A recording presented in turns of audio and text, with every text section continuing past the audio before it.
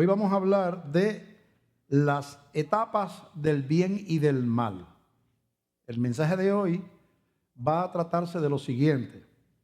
Desde antes de existir el ser humano, se establecieron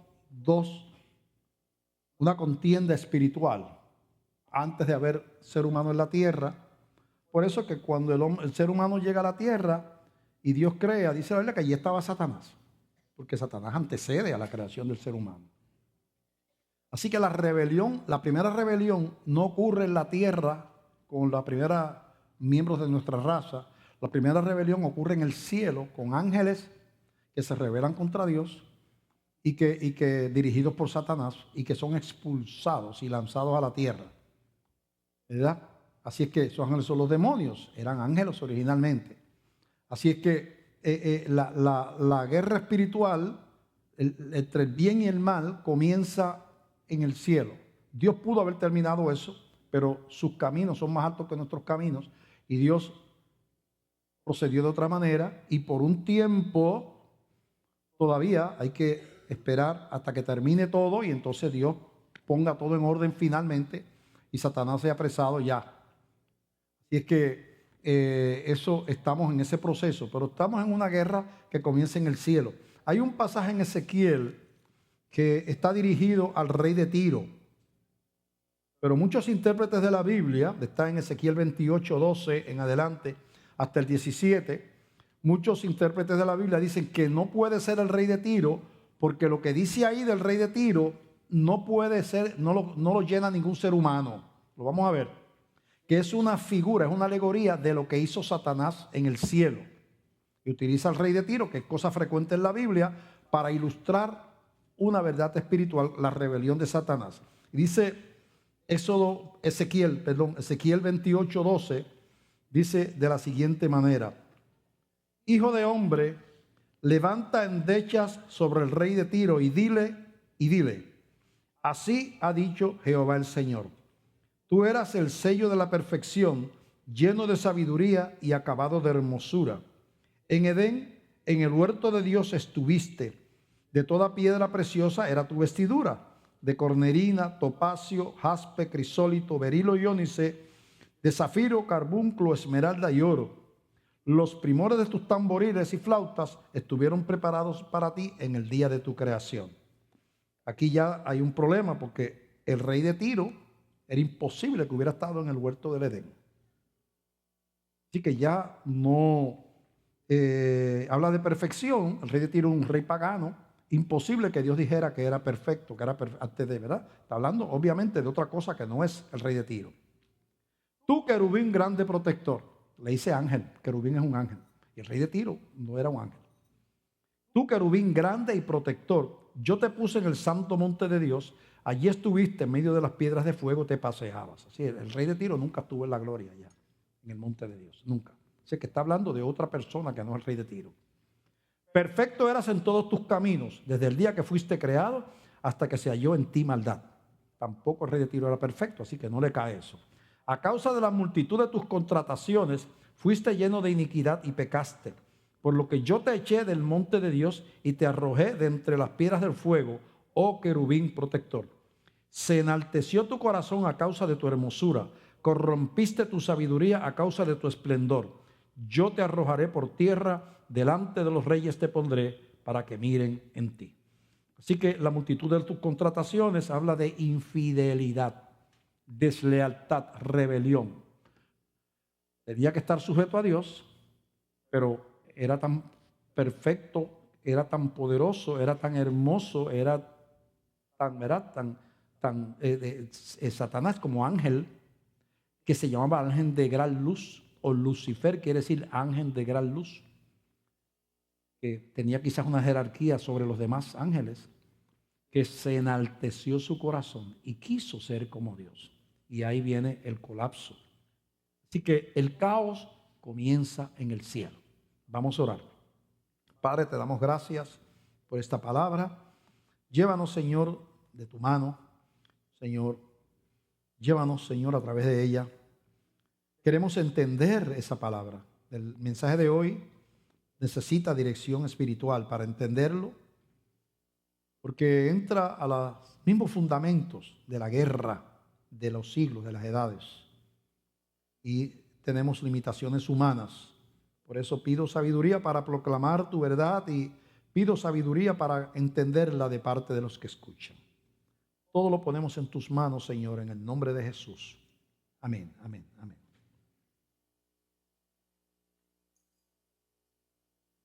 Así que el caos comienza en el cielo. Dios entonces crea al ser humano y el querubín llamado Satanás entra en acción. Dios crea al ser humano en un ambiente de perfección, un ambiente de que el ser humano describe la Biblia, tenía control sobre la creación. Los animales hacían lo que él le dijera. No había, en esa creación no había huracanes, terremotos, enfermedades. La naturaleza estaba en paz, tranquila. Era un ambiente idílico que se le llama paraíso, hasta que se corrompe la parte espiritual y se corrompe como consecuencia el mundo físico también. El mundo físico cae en corrupción, al mismo tiempo que cae en corrupción el corazón del primer representante de nuestra raza. Ambas cosas caen en corrupción y es la lucha que comienza en el cielo, se traslada a la tierra y llevamos todos estos siglos corriendo paralelo, una simiente santa, una descendencia de gente que son de Dios, que aman a Dios, de gente que Dios ha puesto aquí para servirle, para su gloria, y de la gente que no ama a Dios, que no sirve a Dios, que no quieren ser parte del reino. Y no hay nada más que dos reinos. O uno está en el reino de Cristo y de Dios, o está en el reino de las tinieblas o de Satanás. Todo el mundo está bajo el reino de las tinieblas hasta que se convierte a Cristo. Es como tú naces en Puerto Rico, tú eres puertorriqueño, porque naciste aquí. Tú naces en este mundo, tú eres descendiente de Adán, estás bajo la maldición del pecado. Por haber nacido ser humano, por haber nacido en esta tierra, por haber nacido bajo la herencia maldita del pecado. Todos nacemos muertos espiritualmente, físicamente vivos, pero muertos espiritualmente por causa del pecado. Y esa muerte espiritual, cuando viene, trastorna la naturaleza también, que es entonces la corrupción del espíritu humano trae la corrupción de la creación que Dios había dado al hombre como con control sobre ella. Todo eso se derrumba, ¿verdad? En Génesis capítulo 3, del 1 al 6, vemos cómo comienza todo, ¿verdad? Génesis 3, del 1 al 6, leemos y dice así. Pero la serpiente, acuérdate que la Biblia está llena de figuras. Serpiente es Satanás, ¿verdad? No pienses que es un animal que andaba por allí, es Satanás. Pero la serpiente era astuta más que todos los animales del campo que Jehová Dios había hecho, la cual dijo a la mujer: con que Dios os ha dicho no comáis de todo árbol del huerto, que Dios le había dado como prueba de fe y de obediencia una sencilla prohibición. Era la prueba de la obediencia. Así que esa sencilla prohibición es lo que Satanás reta para sacar a la persona, al ser humano, de esa sujeción. Y la mujer respondió a la serpiente o a Satanás: del fruto de los árboles del huerto podemos comer, pero del árbol que está en medio del huerto, dijo Dios, no comeréis de él ni le tocaréis, para que no muráis. Entonces la serpiente dijo a la mujer: no moriréis, sino que sabe Dios que el día que comáis de él, serán abiertos vuestros ojos y seréis como Dios, sabiendo el bien y el mal.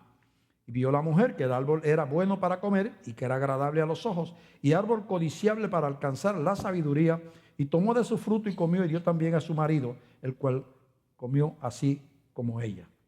Entonces, vemos entonces que el mismo corazón que provocó la misma oferta que entró en Satanás allá en el cielo, que le dijo: tú puedes ser como Dios, tú no tienes que ser aquí un segundón, tú debieras ser el primero. o por lo menos igual a él, porque tú eres perfecto, tú eres hermoso, tú eres poderoso. Eso mismo viene y siembra. Tú puedes ser como Dios. El engrandecimiento y la rebelión a la autoridad, por lo tanto, son los orígenes de todos los pecados. El engrandecimiento, la autoexaltación y la rebelión contra la autoridad da origen, desde el cielo hasta el día de hoy, a todos los pecados que existen. Es la autonomía de Dios, es decir, Dios dice, pero yo opino diferente, ¿verdad? Es la falta de sujeción a la verdad y a la palabra. Todos los pecados están encerrados en ese corazón, en ese tipo de corazón. Y eso es lo que es sembrado en el corazón de la, ¿verdad?, de la raza humana. Y dice el versículo 17 del capítulo 3, continuando, capítulo 3, verso 17, y al hombre dijo, por cuanto obedeciste la voz de tu mujer y comiste del árbol que te mandé, diciendo, no comerás de él, maldita será la tierra por tu causa. Fíjate que entonces la tierra cae bajo maldición. Entonces ya no habían enfermedades, ahora hay enfermedades, no había, los cultivos ya no se dan, se enferman, hay hierbas malas, hay animales venenosos que antes no hacían nada al hombre, ahora le hacen, por el estilo, no había terremotos, ahora hay terremotos, no había huracanes, no había, o sea, todo lo que estaba en orden se trastorna, ¿verdad? Dice, la tierra cae bajo maldición. Maldita será la tierra por tu causa, por la causa de Adán, del pecado. Con dolor comerás de ella todos los días de tu vida. Se acabó la comodidad de extender la mano, porque todo estaba ahí, en no tener que hacer nada. Ahora hay que trabajar. Espinos y cardos te producirá, que antes no los había. Y comerás plantas del campo. Con el sudor de tu rostro comerás el pan hasta que vuelvas a la tierra, o sea, hasta que mueras, porque de ella fuiste tomado, pues el polvo eres y al polvo volverás. Entonces vemos que no solamente hay la corrupción de la pérdida de la comunión con Dios, la muerte espiritual, sino que vemos también que hay la corrupción de la naturaleza. La guerra implica toda esa cosa, ¿verdad? Así que entra entonces el engaño y la mentira a formar parte de lo que no tenía el corazón del ser humano, que fue creado en armonía con Dios. Entra y se corrompe el corazón humano. Inmediatamente el hombre cambia, el ser humano cambia, inmediatamente. De Génesis capítulo 4, del verso de 3 al 8, dice que aconteció andando el tiempo, que Caín trajo del fruto de la tierra una ofrenda a Jehová, y Abel, su hermano, eran dos hijos que habían tenido Adán y Eva. Abel trajo también de los primogénitos de sus ovejas, de lo más gordo de ellas, y miró Jehová con agrado a Abel y a su ofrenda, pero no miró con agrado a Caín y a la ofrenda suya, y se ensañó Caín en gran manera y decayó su semblante. Esos dos hermanos, uno era simiente de Dios y uno era simiente del mal. Eso lo van a ver por toda la Biblia. Corriendo paralelo, los que aman a Dios, los que son simiente de Dios, y conviviendo en el mundo, otra gente que no son simiente de Dios y que no aman a Dios y que no le sirven a Dios. Abel trae una ofrenda escogida, revelando que era un adorador, que para él Dios era lo más importante. Dice que buscó lo más gordo, la ovejita más linda que tenía, ¿verdad? Porque era para su Dios y él amaba a su Dios y él quería darle lo mejor. Caín dice que buscó una ofrenda, no le da calidad, no la cualifica. Una ofrenda. Lo primero que encontró, dice que uno era pastor, Abel, Caín era agricultor, y agarró el primer fruto que vio. Primera espigas de trigo, si tenían gusanos o no, una calabaza, si estaba podrida por dentro. Era algo que no había un corazón, no era un corazón de adorador. Y Dios vio el corazón de Abel y vio el corazón de Caín. No fue la ofrenda, fue que la ofrenda revelaba el corazón. Hasta cierto punto así es todavía hoy. La ofrenda revelaba el corazón. ¿Qué concepto tenía cada uno de Dios? Y Dios se agrada de la ofrenda de Abel, pero no se agrada de la ofrenda de Caín. Entonces a Caín le molesta eso, ¿verdad? Entonces, versículo 8, dijo Caín a su hermano, salgamos al campo, y aconteció que estando ellos en el campo, Caín se levantó contra su hermano Abel y lo mató. Apenas entra el hombre en la degradación, entra el hombre en la violencia. Pero ya en el Génesis capítulo 3 vemos que cuando Dios confronta a Adán, le dijo Dios, ¿quién te enseñó que estabas desnudo? Porque primero, versículo 9, Jehová Dios llamó al hombre y le dijo, ¿dónde estás tú? Y él le respondió, oí tu voz en el huerto y tuve miedo porque estaba desnudo y me escondí. Estamos en 3:9. Algo había surgido en la mente del ser humano que no existía antes, que es una segunda mente, un hombre interior, un inconsciente, un subconsciente, un hombre interior, unas cámaras donde yo guardo culpa, mentiras, manipulaciones, inseguridades, temores, cosas que no existían. Esa segunda mente no existía. Esa segunda mente es producto de la carne caída. Inmediatamente aquel hombre que caminaba con muerto, desnudo con Dios y su mujer, y no se daban ni cuenta que estaban desnudos, entra y se cubren y empiezan a mentir y a manipular. Vamos a leer el pasaje completo. ¿Quién te enseñó que estaba desnudo? ¿Has comido del árbol que yo te mandé que no comieses? Versículo 11. Y el hombre respondió, la mujer que me diste por compañera me dio del árbol y yo comí. ¿Sabes lo que está implicando Adán? La culpa es tuya, Dios. Porque yo estaba solo y tú fuiste el que me diste esta mujer. Así que tú me pusiste al problema en el lado. Ya vemos entonces a un hombre astutamente eludiendo su responsabilidad. Una mentira. Porque nadie obligó a ni a Adán ni a Eva a hacer lo que hicieron.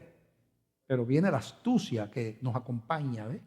Y que es parte de una naturaleza caída y que se ve a veces en nosotros los cristianos. Llegué tarde porque era a las 8 que salíamos para San Juan, llegué a las 8:30, no, que había un tapón, eso me lo saqué de la manga, como dicen por ahí.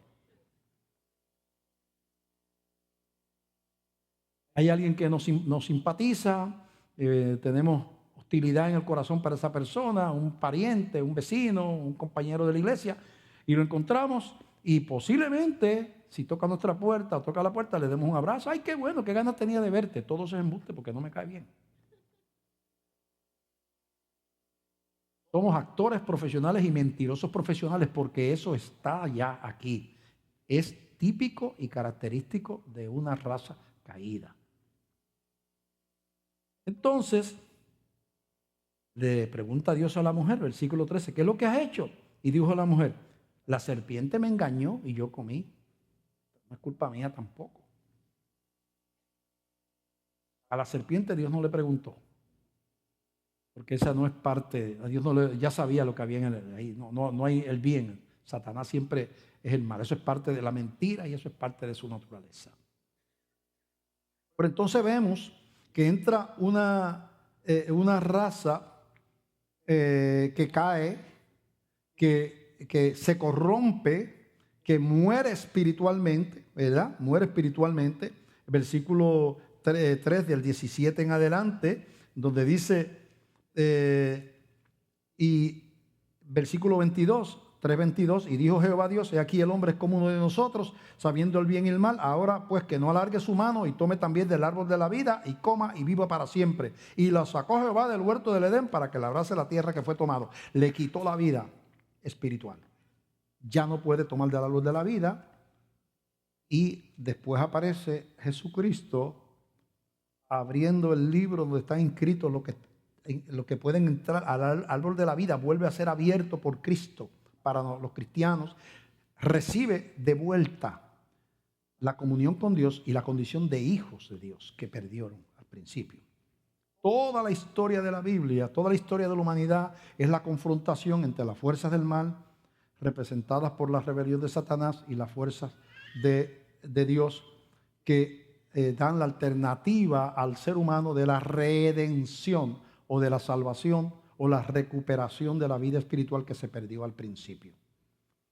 Entonces, cuando usted lee la Biblia, tiene que entender que aquellas luchas que tuvo Daniel con el imperio babilónico y los tres amigos de Daniel, es la lucha del bien y del mal. Es las dos. Babilonia, el mal, la perversión, la idolatría. Las luchas que tuvo acá Elías, el profeta Elías, con los reyes Acab y Jezabel, que, ¿verdad?, levantó el culto a los profetas de Baal, Jezabel, era la lucha del bien contra el mal. La lucha que tuvo Moisés con Faraón y el pueblo de Israel con Faraón era la vieja lucha del bien y del mal. Y así por el estilo. Todas esas confrontaciones, usted está viendo una guerra espiritual, que es una confrontación entre los hijos de Dios y los hijos de las tinieblas. La descendencia santa, que son los elegidos, los que aman a Dios, y el resto de la humanidad. Y eso hay que entenderlo, porque ese es lo que Dios establece, ¿verdad? Ya de hecho, en Génesis capítulo 3, versos 14 y 15, Dios promete de la simiente de Eva levantar a alguien que le iba a pisar la cabeza a Satanás. Y está ya en el primer libro de la Biblia está profetizando la venida de Cristo. Y mira cómo Dios le dice a la serpiente. Entonces Jehová dijo, 14, verso 3:14. Y Jehová dijo a la serpiente, a Satanás: por cuanto esto hiciste, maldita serás entre todas las bestias, entre todos los animales del campo, sobre tu pecho andarás y polvo comerás todos los días de tu vida. Y pondré enemistad entre ti y la mujer, y entre tu simiente, tu descendencia, o sea, los que no son de Dios, y la simiente suya, los elegidos del reino. Esta descendencia te herirá en la cabeza y tú le herirás en el calcañar. Esa descendencia que está hablando ahí, que iba a darle un golpe mortal a Satanás, descendiente de Eva, se llama Jesucristo. El que vino a vencer al diablo, a la muerte y al pecado. Entonces, usted tiene que tener el macro, porque las luchas pequeñas de la raza humana no es realmente lo que determina el curso de las cosas, sino es el macro. Es esa lucha de los siglos que aún empieza antes de existir el ser humano. Es esa lucha donde Dios está haciéndose de un pueblo para gloria de su nombre, porque Dios escoge entonces crear a la raza humana y no hacerle a los hombres lo que Él hizo a los demonios, a Satanás, que los echó fuera. Entonces, sino que, porque Satanás contrató consigo mismo, pero el hombre cayó bajo por la tentación de Satanás, y Dios escoge no condenar al hombre a la expulsión eterna, sino que de abrirle una puerta de esperanza y salvación. Y está prometiéndole aquí a Satanás: de la simiente de la mujer van a ser uno que te va a romper la cabeza a ti. El golpe en la cabeza en la Biblia y en cualquier cosa representa el golpe de muerte. No hay un lugar más vulnerable que más ligero usted le quita la vida a una persona que la cabeza. Ahí está el centro de mando, ¿verdad? Así es que vemos cómo la Biblia va trazando, ¿verdad? Un camino. Y a través de toda la Biblia sigue habiendo esa simiente. Después que Caín mata a Abel, usted lee Génesis capítulo 4, desaparece por un tiempo esa simiente, porque la simiente era Abel, y lo mata, y Caín lo mató. Y Dios restituye la simiente en otro hijo de Adán. Dice Génesis capítulo 4, del verso 25 y 26 del capítulo 4 de Génesis: y conoció de nuevo Adán a su mujer. Conocerlo se unieron sexualmente, la cual dio a luz un hijo y llamó su nombre Set, porque Dios, dijo ella, me ha sustituido otro hijo en lugar de Abel, a quien mató Caín. Y a Set también le nació un hijo y llamó su nombre Enos. Entonces los hombres comenzaron a invocar el nombre de Jehová. Vino la simiente y ellos empiezan a invocar el nombre de Jehová. Se restablece la línea que llega hasta Jesucristo. Con esto, con el padre Set y con Enos el hijo, empiezan y nace.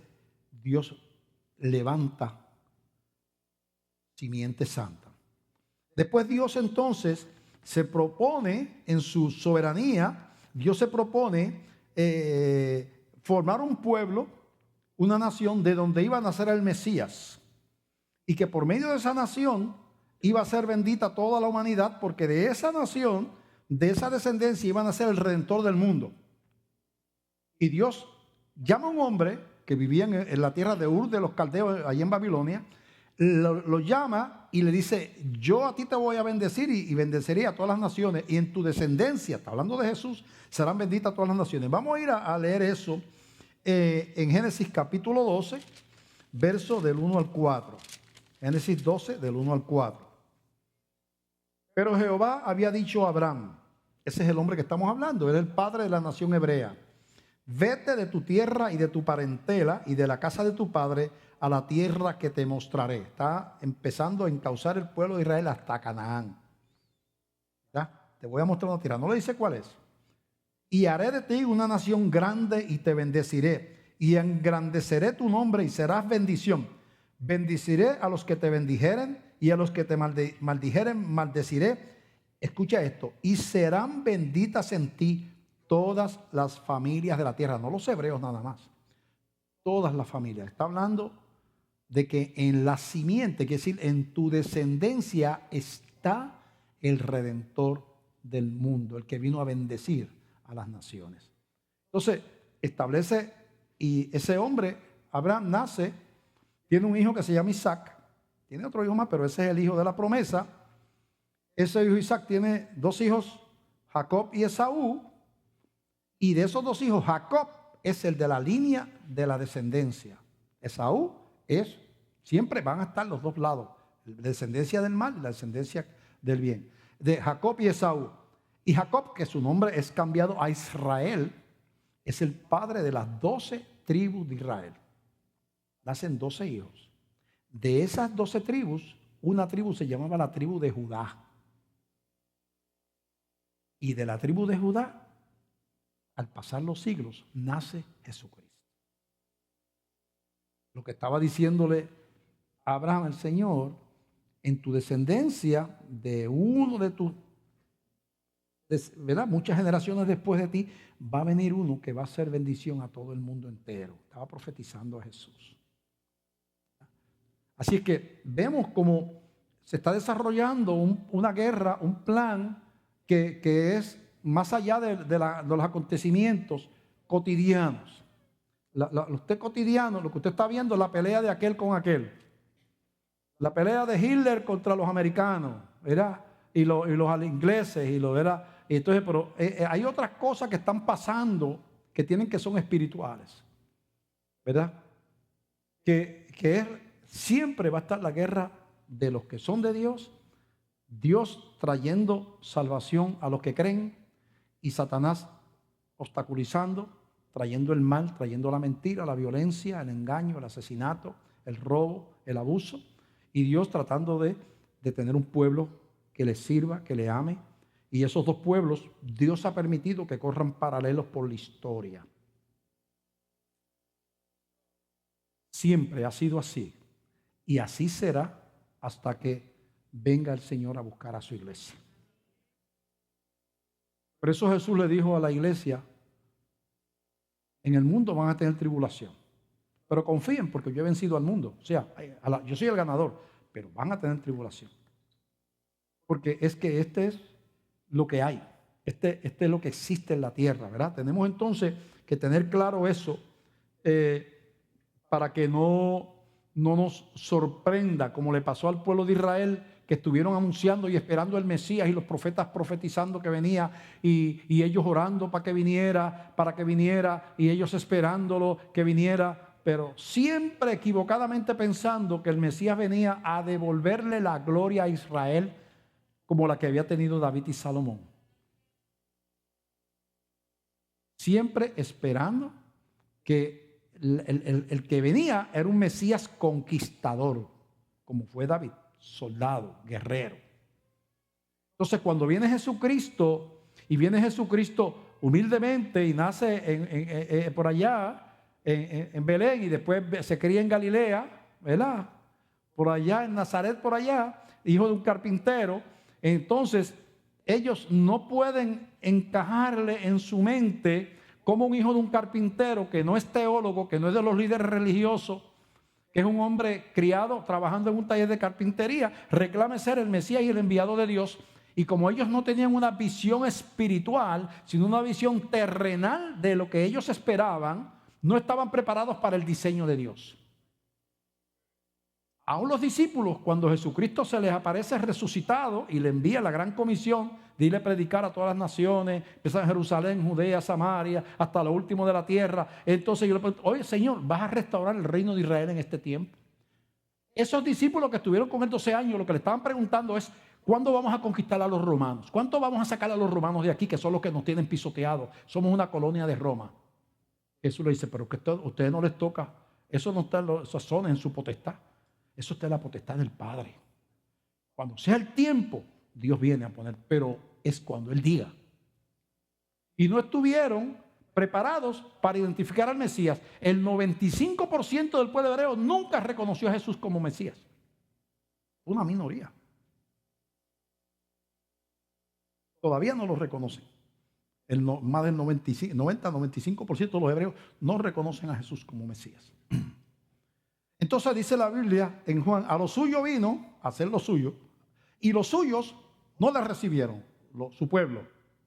Mas a todos los que le recibieron y a los que creen en su nombre, les dio la potestad de ser hechos hijos de Dios. A los que vino no le conocieron, pero hay otros que sí le han conocido. Porque es por fe, es por gracia, no es por herencia nacional.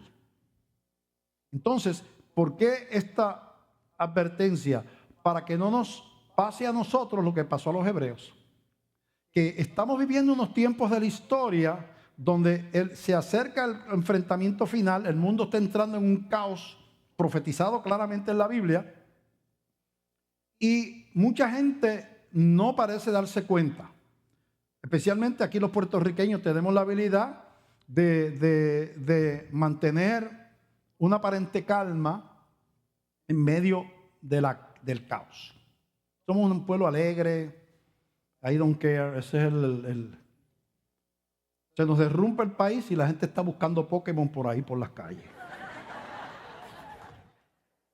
Pokémon. Llevo dos. Porque no nos damos cuenta que se nos están robando los hijos, que se está desintegrando la familia, que hay violencia y maldad, que nos quieren poner la droga, venderla como si fuera chicle en la cara nuestra, que nos quieren cambiar la mente de nuestros hijos en las escuelas, que nos quieren meter la pornografía por ojos y nariz a través de todos los medios de comunicación.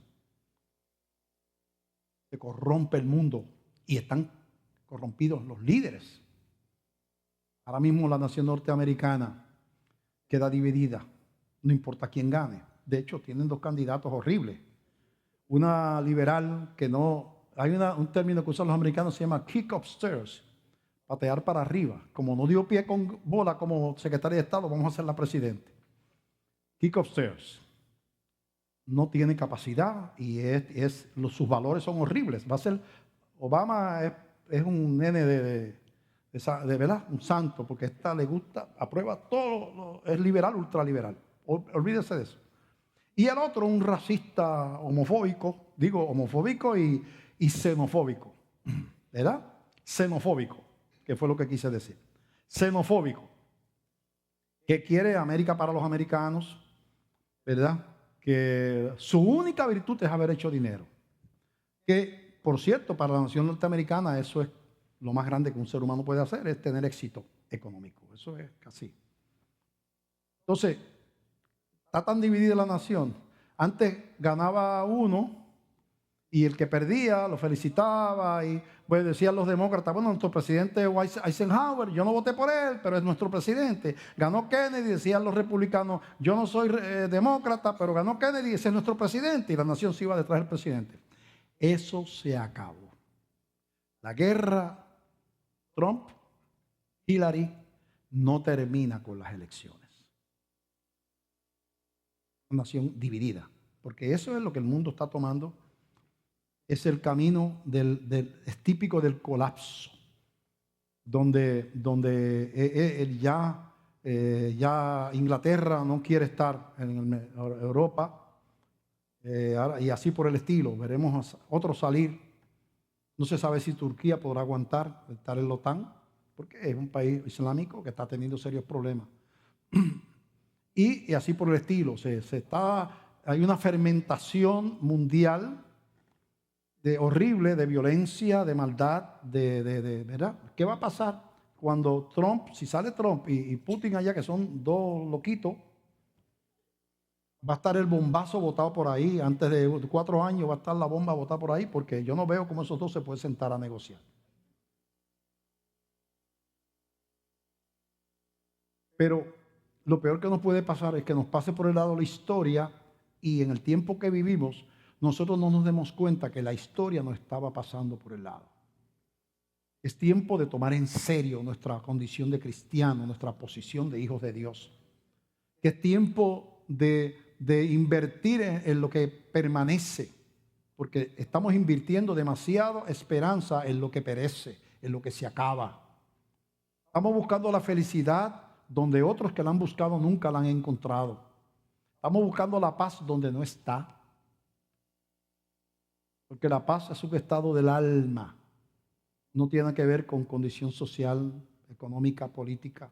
Es un estado de paz interior que solamente Dios puede dar. Y vemos entonces que el mismo Jesús, aquí en Mateo capítulo 13, habla de esa doble, Mateo 13 del 24 en adelante. Mateo 13, vamos a buscar por aquí. Mateo 13 del verso 24 en adelante dice así. Ya estamos llegando. Mateo 13, 24, Jesús refiere una parábola diciendo: el reino de los cielos es semejante a un hombre que sembró buena semilla en su campo. Está hablando realmente de lo que le pasó al ser humano. Dios sembró buena semilla. Dios, todo lo que hizo fue bueno. La naturaleza ideal, la relación con el ser humano ideal, todo era paz, armonía. Él sembró buena semilla en su campo. Pero mientras dormían los hombres, vino su enemigo y sembró cizaña entre el trigo y se fue. Y está usando como una parábola figura, sembró cizaña en el trigo. El trigo representa a los hijos del reino. La cizaña es una gramínea igual que el trigo, es una hierba que es prácticamente idéntica, pero no da trigo. Es trigo de mentira, de embuste. Se da en las plantas, lo que se da también en los animales, el mimetismo, el parecerse a otros para protegerse, ¿verdad? Hay una culebrita que tiene los mismos colores de la coral, que es venenosa. Y todo el mundo la respeta, pero ella no tiene veneno. Hay un gusano que es mortal para las aves, venenoso, que las aves comen gusanos, ¿verdad? Pero hay otro gusano que tiene los mismos colores que el gusano venenoso, pero él no tiene veneno y lo dejan quieto. Pues la cizaña es similar al trigo y crece dentro del trigo. Entonces, cuando tú la ves, dices, ¿cuál es cizaña y cuál es trigo? Entonces sigue la conversación. Y cuando salió la hierba y dio fruto, entonces apareció también la cizaña. Vinieron entonces los siervos del padre de familia y le dijeron: Señor, ¿no sembraste buena semilla en tu campo? ¿De dónde pues tiene cizaña? Y él le dijo: un enemigo ha hecho esto. Y los siervos le dijeron: ¿quieres pues que vayamos y la arranquemos? Lo malo, la hierba mala. Él le dijo: no sea que al arrancar la cizaña arranquéis también con ella el trigo. Acuérdate que hay mucha gente que parece malísimo, se convierte a Cristo. Uno de los que tenía una cara de cizaña horrible era yo. Eso es lo que está diciendo el Señor. Ustedes muchas veces, si ustedes son los que van a arrancar la cizaña, se van a equivocar. Y algunos que parecen cizaña se van a convertir. Y otros que parecen mansititos y son bien portados, parecen trigo, nunca se van a convertir. Así que eso no arranquen. a no sea que al arrancar la cizaña arranquéis también el trigo. Dejad crecer juntamente lo uno y lo otro hasta la siega, hasta la cosecha. Y al tiempo de la siega yo diré a los segadores, recoged primero la cizaña y atadle en manojos para quemarla, ¿no? Los que van para el infierno. Pero recoged el trigo en mi granero, a los que son los hijos del reino. Así que Jesucristo está hablando de la convivencia de la cizaña y el trigo, que es lo que es el tema de esta predicación, junto con el reino de Dios y los hijos del reino. Desde el principio, desde la confrontación que empezó en el cielo, coexistiendo va a estar el mal y el reino del mal, ¿verdad? Existiendo en la tierra. Esa es una realidad que tenemos que entender. Así que no solamente se desorganiza la parte espiritual, perdemos la vida espiritual, el hombre es desechado, es echado fuera, estamos muertos hasta que encontramos a Cristo, Cristo nos encuentra a nosotros, mejor dicho. Y entonces, sino que la naturaleza, la creación también cae en caos, que lo acabamos de leer ahorita, ¿verdad? Como dice Génesis 3, del 17 al 18. Así que Dios no solamente tiene una redención para el ser humano por medio de Cristo, sino que tiene una redención para la creación, para las cosas físicas. Romanos 8, 18 lo dice de la siguiente manera. Romanos 8, 18, y vamos a buscar. Romanos 8, 18, ya estamos llegando por aquí. Dice así, de Romanos 8, 18 al 23. Pues tengo por cierto, escribe el apóstol Pablo, que las aflicciones del tiempo presente no son comparables con la gloria venidera que en nosotros ha de manifestarse. Porque el anhelo ardiente de la creación es el aguardar la manifestación de los hijos de Dios. Quiere decir, la manifestación de los hijos de Dios es cuando la iglesia se levante. Está hablando del encuentro de Cristo con la iglesia, cuando todo termine. Porque la creación fue sujetada a vanidad, no por su propia voluntad, sino por causa del que la sujetó en esperanza. Porque también la creación misma será libertada de la esclavitud de corrupción a la libertad gloriosa de los hijos de Dios. De los hijos de Dios. Porque sabemos que toda la creación gime a una y aún está con dolores de parto hasta ahora. Así que la creación va a ser rehecha. Cuando venga la victoria final, también hay una creación. De hecho, en 2 de Pedro, capítulo 3, 2 de Pedro, capítulo 3, verso del 10 al 13, 3:10 lo dice de la siguiente manera: pero el día del Señor vendrá como ladrón en la noche. Está hablando del levantamiento de la iglesia, en el cual los cielos pasarán con gran estruendo y los elementos ardiendo serán deshechos y la tierra y las obras que en ella hay serán quemadas. Habla de una destrucción de la tierra, destruido, va a ser deshecha por juicio de Dios. Puesto que todas estas cosas han de ser deshechas, ¿cómo no debéis vosotros andar en santa y piadosa manera de vivir? Esperando y apresurando para la venida del día de Dios, en el cual los cielos encendiéndose serán deshechos y los elementos siendo quemados se fundirán. Repite otra vez. Pero nosotros esperamos, según sus promesas, cielos nuevos y tierra nueva, en los cuales mora la justicia.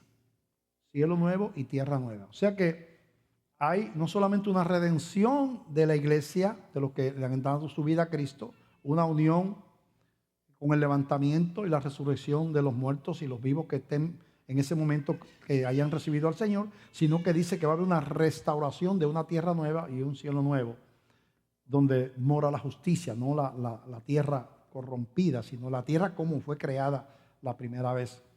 Así es que todo eso está ahí en la Biblia, ¿verdad? Así que hemos vivido en un mundo de caos, estamos en un mundo de caos. Es normal que haya, porque hay una confrontación espiritual. Lo que usted ve con los ojos físicos, ¿verdad? Usted ve con los ojos de la lucha entre esto y aquello. No siempre es lo que usted ve, ¿verdad? No siempre es lo que usted está viendo con los ojos.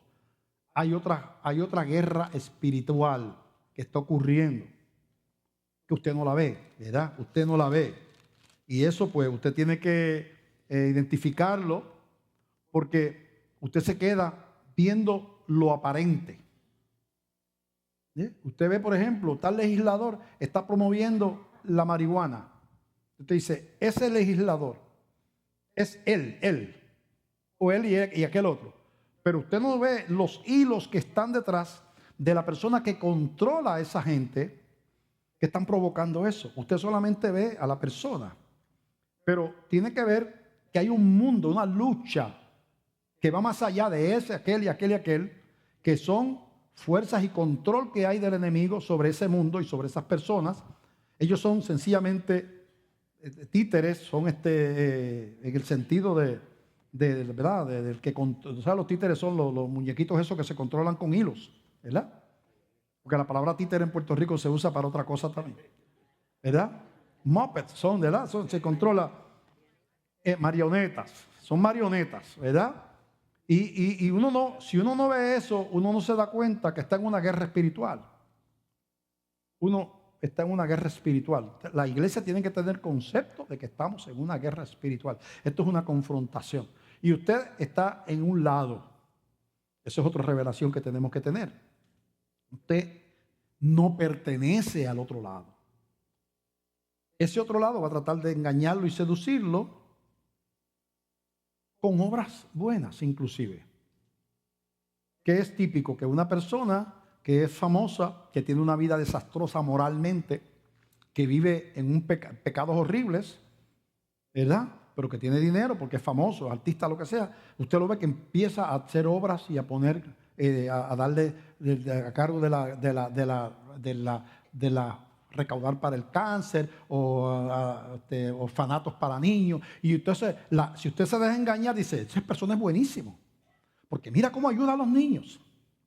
Mira, es que acuérdate que el árbol del mal era de la ciencia del bien y del mal, ¿no? El árbol, Satanás tiene buenas obras, que no son obras de Dios, pero son buenas obras terrenalmente hablando para engañar. Para engañar. ¿Tú sabes qué? Estaba viendo un documental que habla de las drogas en las favelas de Río de Janeiro. Aquí se da también en las caseríos y en otros lugares, donde allí la policía no puede entrar si los de la favela, la mafia de la favela no le da permiso, la policía no puede entrar allí. Tienen que pedirle permiso a ellos. Pero allí tú no puedes salir si no te dan permiso y vives allí. Y te dicen que no puedes ser novio de aquel, tú no puedes ser novio de aquel porque te matan a ti y al novio también. Ellos tienen control de la vida y todo lo que hay allá adentro. Pero paralelo a eso, ellos le dan juguetes a los niños, le ayudan a la gente, le compran comida,